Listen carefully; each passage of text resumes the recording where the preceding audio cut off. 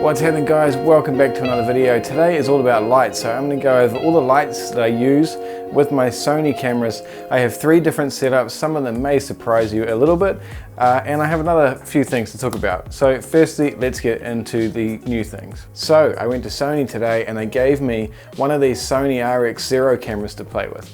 Now, this isn't a GoPro. I said, is it like a GoPro? And he kind of looked at me and laughed and said, no, it's not. But it is waterproof, it is tough proof, and I think that's about the only similarity that it has to a GoPro.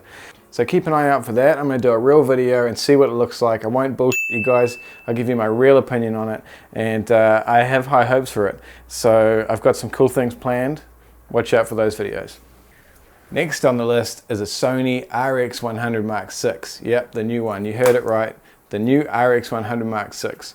Now, why would I want to point and shoot? Well, I want it for vlogging and travel and whatever, but I really want a compact setup that I can take through an airport or something without being stared at, with a big Sony camera and a microphone on top of it. So I think this will do the job, and it's a pretty impressive little camera so far. I've been really curious about these RX100 cameras. I've never owned one yet. I've seriously thought about it. You guys saw my other video where I bought a Canon G7X Mark II and the autofocus just pissed me off so much I couldn't use it. So I sold it a few days later to my mate, another photographer, Greg Campbell. Watch out for his stuff. But I'm going to put this through the paces and do a vlog with it tomorrow and let you guys know what I think on that. Now, flashes. So let me just show you my case. I bought this case. It's not a Pelican one, but it's kind of a big, heavy, tough case that holds all my flashes for wherever I want to go. So if I just open this up.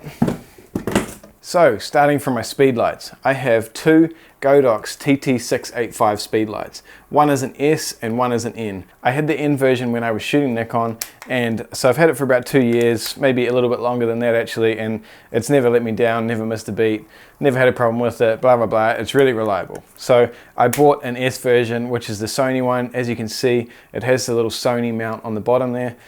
Now the Nikon one, I can still use this on a Sony camera on top of the hot shoe, but it will only work in manual, and you lose all the other kind of functionality that a native one has. Both of these lights are TTL, both of them are high-speed sync, and they're both really powerful. They take AA batteries, so I use the Panasonic N-Loop Pro black batteries. They have a higher capacity than the standard white ones, and they keep the recycle times really nice and fast.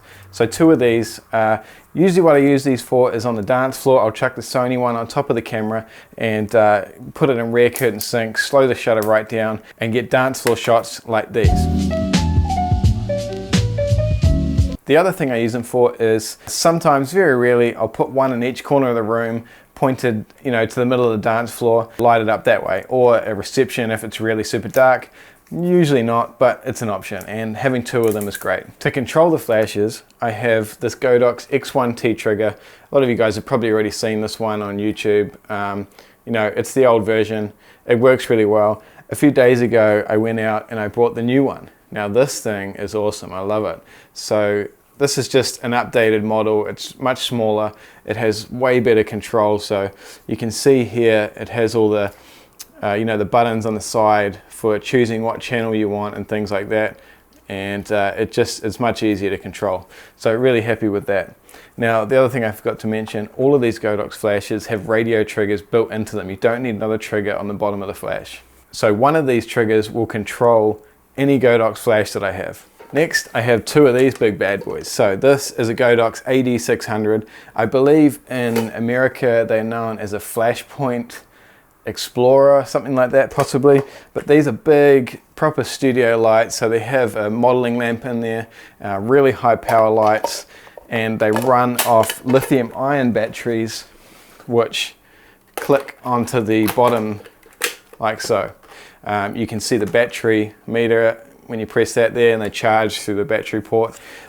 These are really nice and super powerful. They also have a Bowens mount, so all of the soft boxes and all that sort of stuff and beauty dishes just mount straight onto it without having to adapt them.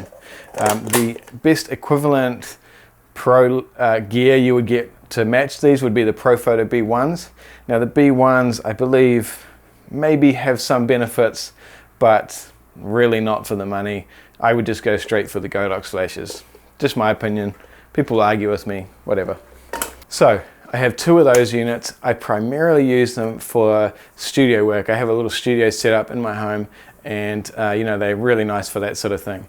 I have used them on a dance floor because the recycle time is so fast when you don't have to have the power up that you can really burst shots and get some crazy looking dance floor shots with those. So really nice, a little bit, you know, a little bit heavy to carry around at a wedding, but if you want something to overpower the sun, they will do the job. Now, my last lighting item that I use is these. So this is a Yongnuo YN300 Mark III LED video light. They fold up like that, the barn doors just go in there, but as you can see, they're really cheap. I think these are around about 120 something dollars each. They take the Sony video batteries that everybody uses for monitors. They have a plate for Canon, Nikon, I think a few other camera manufacturing batteries that you can use on the back.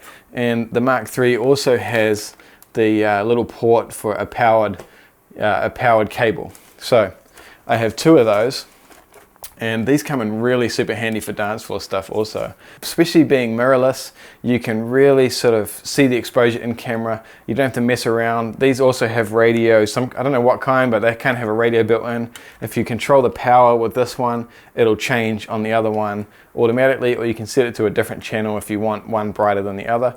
But really good, and they also help you focus. So all cameras struggle with focus in low light a little bit. Some are better than others, but you know, these really help you with focus if you're struggling, and super easy to set up. No skill required, really. It's kind of just plug and play. That's pretty much the lighting that I use at a wedding. I very rarely actually use any of this stuff. Only for the dance floor. Every dance floor I'll use a flash. Other than that, I really hardly ever take my big flashes to a wedding because it's just cumbersome, and I really like the look of natural light over flash, personally. And then some backlighting, it's really nice, and rain shots and things like that. But at nighttime, a speed light is enough for anything. You don't need a big 600 watt flash at nighttime. So I hope you guys enjoyed that video. I hope it was a little bit educational. I also hope I didn't miss anything. If I did, comment below. I'll do another video. If you want to know specifics about how I use my lighting, let me know, and maybe I can run through that with my little RX0 action camera on top of my Sony, and you know, I'll record what I do at a wedding. Watch out for my review on the RX100 Mark VI. I'll see you guys tomorrow.